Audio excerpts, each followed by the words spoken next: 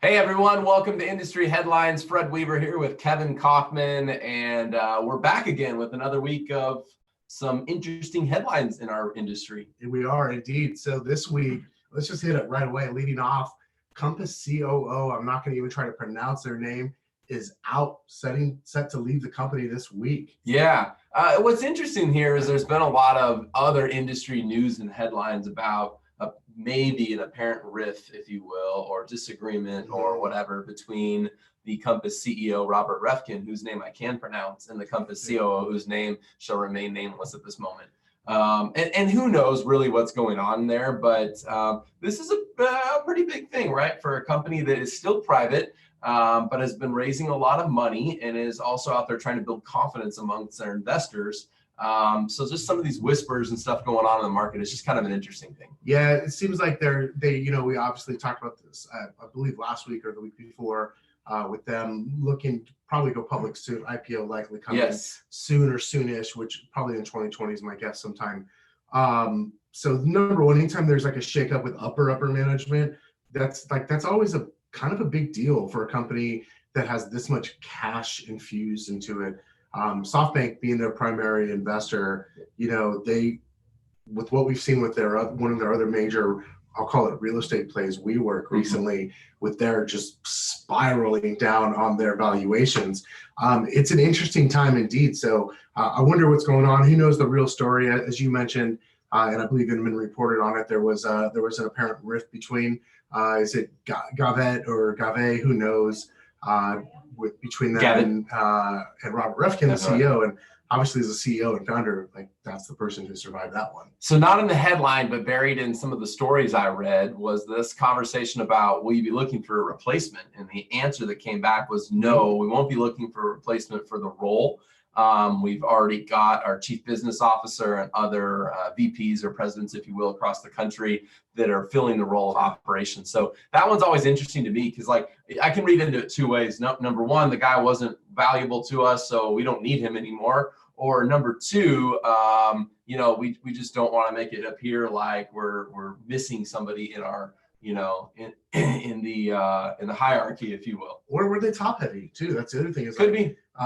Sometimes when companies they have that much cash, seemingly unlimited, they can start spending in ways that are just absolutely not necessary for business growth. So who knows? Maybe that was it. Yeah, and for those of you sitting at home that are listening to this and you're like, I'm tired of hearing about Compass. The reason we talk about Compass a lot is because in a real estate industry standpoint, they are the brokerage that absolutely has raised the most capital of any other brokerage out there, still remain private, right? And with plans of talking about going public. And are positioning themselves and stating that they're a technology company. So we talk about Compass a lot, not because of the size of what they are in the industry necessarily just yet, but because of sort of the disruption that they represent. So that's kind of the interesting part. So Kevin, moving on to another industry headline this week. So we talked in the last couple of weeks about how the Fed has actually dropped interest rates, right? Cut interest rates a couple of times now in the past few months.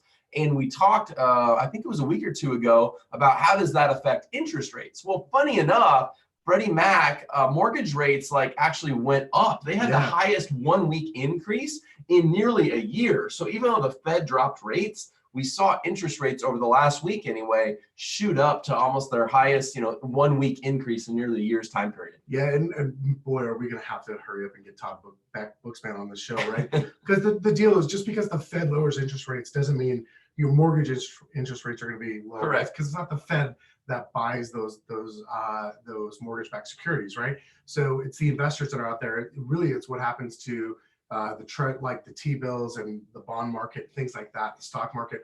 All of that actually plays into what our ultimate interest rates are in the mortgage world. So they did retreat right now, and 30-year fixed rate is hovering right around 3.64%, which is down from the 3.73 that it was the week before. So that's that 0.9 basis points, if you will, almost a tenth of a percentage point. Here's the bigger thing, though. This is lower than the 4.72% of the year earlier week. So go back a year in time, and the average was sitting at 4.72. A whole point lower. So perhaps you felt like interest rates have been falling. Maybe you track it, maybe you don't. But that's a whole point lower than what it was a year ago. That's significant. That is a significant change. Yep.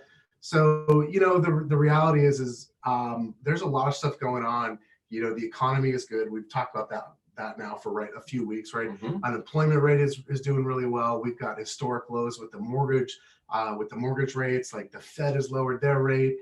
Like, how long can this go on? That's just my question that I keep not in a way of like, oh, I'm just expecting for the shoe to drop tomorrow.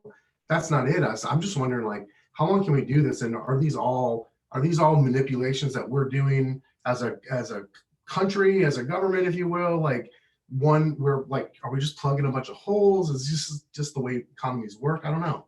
I have no idea, but the next story I do know a little bit about. I know a little bit about the next story. Yeah, which also in the news this week was Willie Miranda, the owner of Miranda Real Estate Group out of the Capital District in upstate New York, so Albany, New York area, just merged and moved his company of 80 plus people over to eXp Realty. Which is very newsworthy. And here's the story behind the story, Kevin, that I want to talk a little bit about, which is I firmly believe that more and more independent real estate brokerages are joining eXp Realty over nearly any other real estate brokerage in the country right now. Yeah, no doubt about it. We've seen numerous independent brokerages, some the size of Willie's, some larger, some smaller, convert over to eXp Realty. And the thing we've constantly heard is, well, you know what? Things are changing. We want to get ahead of the future and not stay behind it. And when you're an independent broker, sometimes things can be tough on your own, especially if you're a smaller one. I mean, now Willie Miranda's brokerage with over 81 agents, I think it was 81 agents.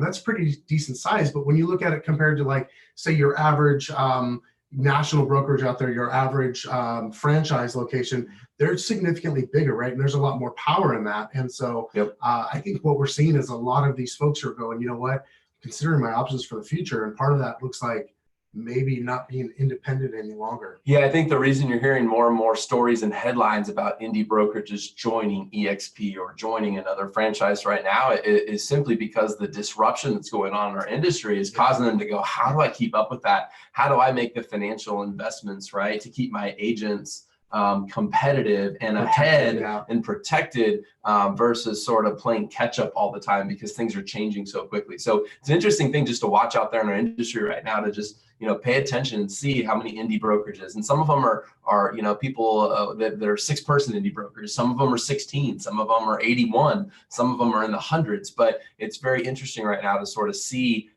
this disruption going on in our industry and how it's affecting the independent brokerage sort of lifeline, if you will, or game plan moving forward in the future. Yeah, there's no doubt things are changing, right, every day in the industry, and the independent brokers, who are, by the way, is probably like a little more than half of the brokerages and agent population in the country.